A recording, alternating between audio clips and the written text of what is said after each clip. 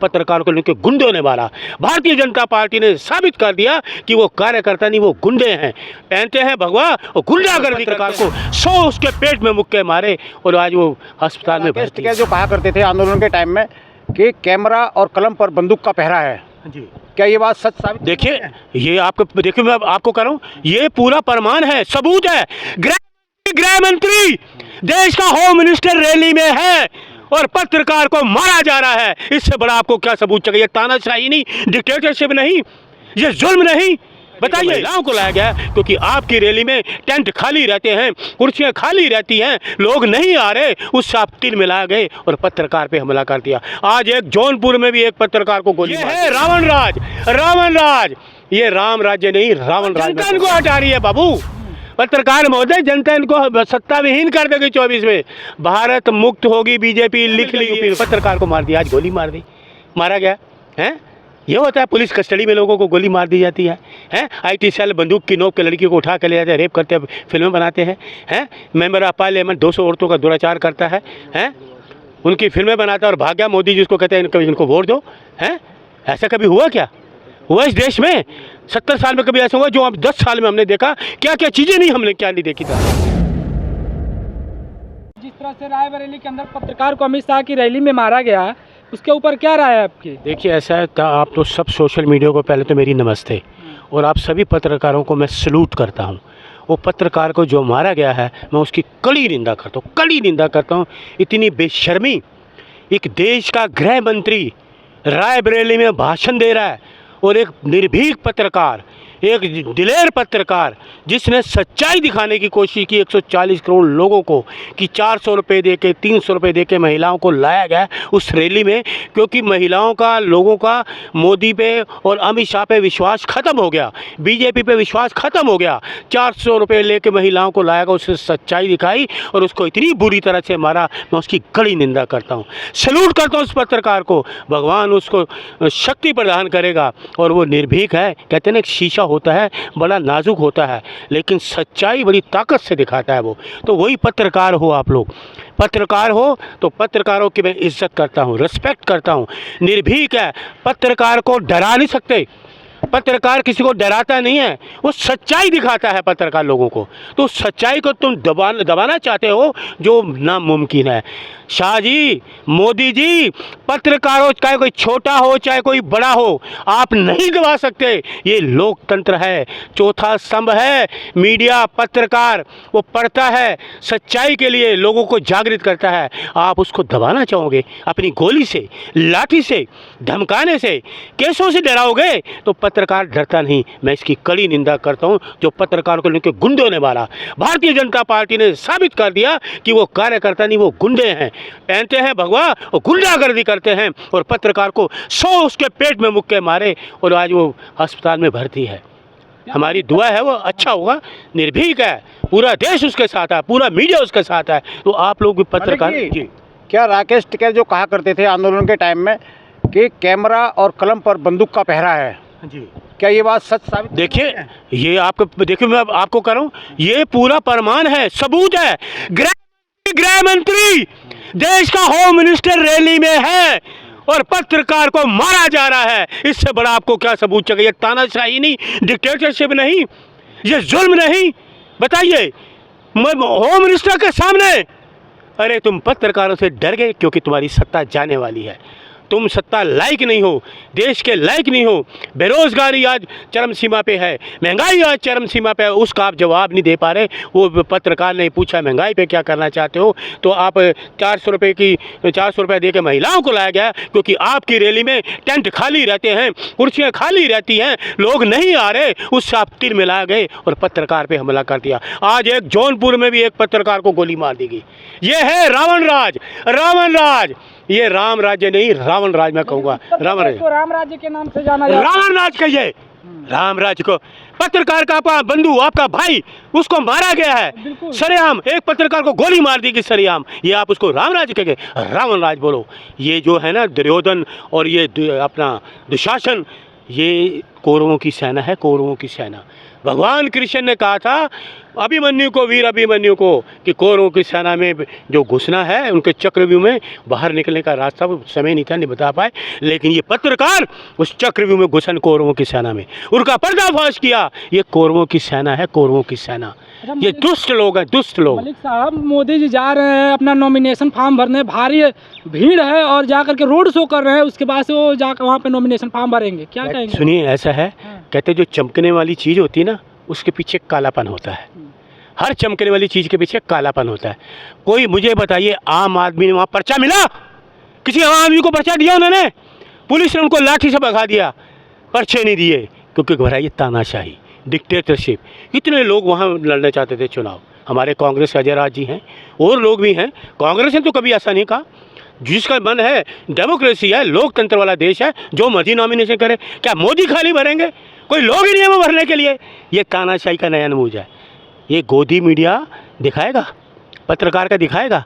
नहीं दिखाएगा। आप सोशल मीडिया ने ही मोदी को प्रधानमंत्री बनाया, तो मैं याद करा दूं।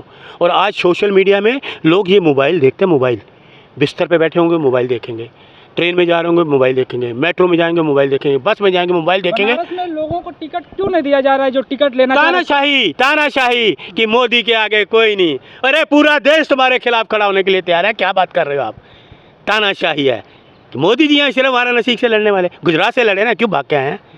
भगोड़े हैं ना, गुजरात के भगोड़े हैं। गुजरात के लोग पसंद नहीं करते इनको। तो माँ गंगा ने बुलाया था ना, माँ गंगा पे टैक्स लगा दिया था। ये माँ गंगा ने बुलाया था? माँ गंगा पे इन्होंने टैक्स लगाया है? ये है माँ गंगा ने बुलाया। लाशें तैरती रही वहाँ गंगा मैया पे, देश के लोगों की लाशें तैरती रही कोरोना काल में। क्या हुआ फिर? क्या हुआ वहाँ पे? बताइए कहाँ हुआ फिर? अच्छा मलिक साहब, अभी मोदी जी ने एक इंटरव्यू दिया है, उसमें बोले हैं कि कांग्रेस के पास कोई मुद्दा नहीं है, मुद्दा विहीन पार्टी हो गई है और कांग्रेस पॉलिटिकली बेरोजगार हो गई है, इसलिए दूसरों का मुद्दा उठा रही है। ऐसा है, कांग्रेस बेरोजगारी का मुद्दा उठा रही है, युवाओं का। कितने साल हो गए, आज युवा बेरोजगार है। मैं सबसे बड़ा मुद्दा बेरोजगारी का है, महंगाई का है। 24 से मोदी जी बेरोजगार हो जाएंगे, भारतीय जनता पार्टी बेरोजगार हो जाएगी, इनके पास कुछ नहीं रहेगा। ये उल्टा चोर कोतवाल को डांटे, ये खुद बेरोजगार हो जाएंगे। लोग इनको सत्ता विहीन कर देंगे। ना ये सत्ता में आने वाले, ना ये प्रधानमंत्री। तो कहते हैं अगले 50 साल तक हम राज करेंगे। ऐसा हमारे राहुल गांधी जी ने कह दिया है, लिख के ले लो, लिख के। राहुल जी ने कहा है मोदी जी प्रधानमंत्री नहीं बनने वाले, ना बनेंगे। क्योंकि राहुल जी सच कहते हैं, मोदी जी झूठ बोलते हैं। फ़र्क है दो चीज़ों में। मोदी जी झूठे व्यक्ति हैं, राहुल जी सच्चे व्यक्ति हैं। राहुल सच नाम है, मोदी झूठ नाम है। देश के 140 करोड़ लोग कहते हैं देश का प्रधानमंत्री झूठ बोलता है। आज देश के लोग सब कहते हैं। उस किस पे इन्होंने अत्याचार नहीं करे? दलितों पे अत्याचार इन्होंने करे मोदी जी ने, ठाकुरों पे इन्होंने करे, राजपूतों पे इन्होंने करे। कोई भी वर्ग इनके साथ नहीं है। इंडिया गठबंधन की तरफ से ये आरोप लगाया जा रहा है कि अगर मोदी जी तीसरी बार आएंगे तो योगी मोदी जी तीसरी बार आएंगे? नहीं आएंगे तीसरी। बस करिए बात से। इंडिया गठबंधन, अरे इंडिया गठबंधन बोलिए, इंडिया गठबंधन आएगा, राहुल गांधी प्रधानमंत्री बनेंगे। इंडिया गठबंधन ही आरोप लगा रहा है कि अगर आएंगे तो योगी आदित्यनाथ को हटा दिया जाएगा 2 महीने के अंदर। कौन? सुनिए, हमें क्या लेना है वो हटाएं बनाएं, हमें उनसे क्या लेना? और जनता इनको हटा रही है बाबू। पत्रकार महोदय, जनता इनको सत्ता विहीन कर देगी 24 में। भारत मुक्त होगी बीजेपी, लिख लीजिए, भारत मुक्त। लोग हटा रहे हैं, आप क्या बात करो? हमने क्या लेना उनके बनाया नहीं बनाया? हमें क्या लिया? क्या मिल गया यूपी में? पत्रकार को मार दिया, आज गोली मार दी, मारा गया है। ये होता है, पुलिस कस्टडी में लोगों को गोली मार दी जाती है। IT सेल बंदूक की नोक के लड़की को उठा कर ले जाते हैं, रेप करते हैं, फिल्में बनाते हैं। मेंबर ऑफ पार्लियामेंट 200 औरतों का दुराचार करता है, उनकी फिल्में बनाता है और भाग गया। मोदी जी उसको कहते हैं इनको वोट दो। ऐसा कभी हुआ क्या? हुआ इस देश में? 70 साल में कभी ऐसा हुआ? जो अब 10 साल में हमने देखा, क्या क्या चीज़ें नहीं हमने क्या नहीं देखी 10 साल में। आगे जो भविष्य है लोगों का, वो हमें पता नहीं लग रहा। आगे वाली पीढ़ी, आपके आगे भविष्य में क्या होने वाला है, क्या होगा? हमारी तो जो बीत गई आगे 25 साल लोगों को क्या होगा? इनके रहते कुछ भविष्य अंधकार में है, भविष्य सुंदर नहीं है इनका। अब उन्होंने राम मंदिर बनवा दिया भविष्य में। मलिक साहब, 75 साल मोदी जी की उम्र हो गई है, जो बीजेपी के कॉन्स्टिट्यूशन में लिखा था कि रिटायर कर दिया जाएगा, लेकिन उसके बावजूद बोला जा रहा है कि प्रधानमंत्री मोदी तीसरी बार आएंगे 75 साल से ज्यादा होने के बाद। तो ये झूठ पकड़ा गया ना, अभी पता लग गया ना, झूठ ही है ना। जब इन्होंने कहा 75 साल के आदमी को टिकट नहीं दिया जाएगा, माननीय मुरली मनोहर जोशी जी को हटा दिया, माननीय श्री लाल कृष्ण अडवाणी जी को हटा दिया, कई लोगों को हटा दिया। क्या वही कानून अपने पे लागू करेंगे मोदी जी? करेंगे? हो सकता है जीतने के 1 साल जीतेंगे जीतेंगे। क्यों कभी एक साल एज कोई नहीं जीतने वाला, एक साल बढ़े, किसने जीतना ही नहीं, असंभव है, असंभव। मोदी जी का जीतना असंभव है, इनकी पार्टी का जीतना असंभव है। हमने संविधान को बचाना है, मोदी को हटाना है, लोकतंत्र को बचाना है, मोदी को हटाना है, इस बात को याद रखिएगा। 24 में साफ है, देश की जनता ने मन बना लिया है। कांग्रेस से कौन लड़ेगा बनारस? क्या चीज, अजय राज जी है नहीं हमारे, लड़ रहे हैं ना कांग्रेस। अच्छा, एक लास्ट क्वेश्चन है, दुल्हा कौन है इस बारात का? देखिए कांग्रेस का जो होते हैं ना, बीजेपी आप देख लोग आ सुनिए, रहे हैं। अरे बीजेपी को छोड़ो, शराब बीजेपी, कांग्रेस के अपनी नीतियां बनती हैं। जब लोग जीत जाते हैं ना तो अपने अपने नेता चुन लिया जाता है, समझ गए। कांग्रेस में डेमोक्रेसी है, इनमें डेमोक्रेसी नहीं है। ये मनमर्जी के लोग हैं, जो मोदी ने कह दिया वो हो गया, इनमें कुछ नहीं है, कोई नीति नहीं, इनकी कोई नीतियाँ नहीं है, सब अनीति से काम करते हैं लोग। हमारे तो नीति योग होते थे, योजना योग। कांग्रेस इस बार अमेठी से क्यों नहीं लड़े? ये राहुल गांधी सर जी कांग्रेस, अरे राहुल जी जिंदाबाद, राहुल अमेठी क्यों छोड़ दिया? इंडिया सुन लीजिए, गठबंधन जिंदाबाद। रणवीर सिंह जी पूरी मेरी बात सुनिएगा, इंडिया गठबंधन जिंदाबाद, राहुल गांधी जिंदाबाद। एक सुन लीजिए पूरा, बीच में तो मत। एक कार्यकर्ता कांग्रेस का अमेठी से चुनाव लड़ रहा है, इससे बड़ी इज्जत की बात क्या है? कांग्रेस का कार्यकर्ता अमेठी राहुल गांधी की सीट से। बीजेपी वाले आरोप लगा रहे हैं कि डर गए, कौन? हार की डर से नहीं आए। वही BL शर्मा, ये जो है, इनको जो क्या कहते हैं, KM शर्मा, किशोरी लाल जी, मैं हारी, स्मृति ईरानी घबराई हुई है, इधर झांकती है उधर झांकती है। किशोरी लाल जी कांग्रेस का कार्यकर्ता, नेस्तनाबूद कर देगा इसको। कांग्रेस का कार्यकर्ता ज़मीनी कार्यकर्ता है, ज़मीनी से, मैं ज़मीन से जुड़ा जैसे कार्यकर्ता मैं हूँ, 50 साल मुझे हो गए। और राहुल जी धन्यवाद, सोनिया जी धन्यवाद। एक कार्यकर्ता का सर कितना ऊंचा इस देश में, कितना ऊंचा। ये होती है कार्यकर्ताओं की भक्ति, ये होता है कार्यकर्ता, और ये होती है देशभक्ति बड़े लीडरों की, कांग्रेस के लोगों की। त्याग की भाषा है, कांग्रेस से सीखो। कांग्रेस ने दिया त्याग, बीजेपी ने किसी ने त्याग नहीं दिया। हमने आज़ादी के टाइम भी हम शहीद हुए, कई लोग हमारे कांग्रेस के, आज़ादी दिलाई, और त्याग की ये कर है।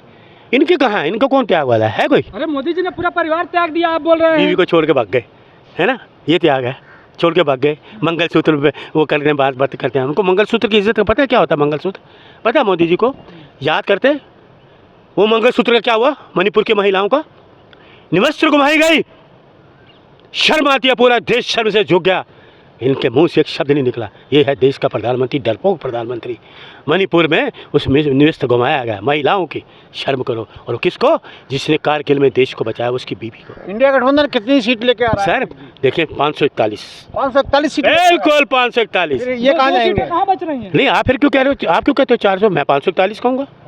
इंडिया के 541, 543 सीटें हैं, 2 सीटें कहाँ हट रही हैं? 2 सीटें तो उन्होंने जो किया ना, बेईमानी की है, मोदी के लिए छोड़ दिया। 541 कह रहा हूँ मैं, 543 में क्यों नहीं कह रहा कि 2 की इन्होंने बेईमानी की, सूरत में और वहाँ इंदौर में की है ना, तो हटा दी मैंने 2, उस पर केस चलेगा, करेंगे। इसलिए 541 कांग्रेस का कार्यकर्ता, ज़मीनी कार्यकर्ता 541।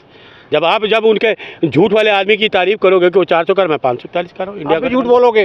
हाँ जी, आप भी झूठ बोलोगे? इंडिया गठबंधन जिंदाबाद। हम तो सच कह रहे हैं, पब्लिक की आवाज़ है, हम तो ज़मीनी कार्यकर्ताओं की आवाज़ है। इंडिया गठबंधन जिंदाबाद, सरकार बनाएगा।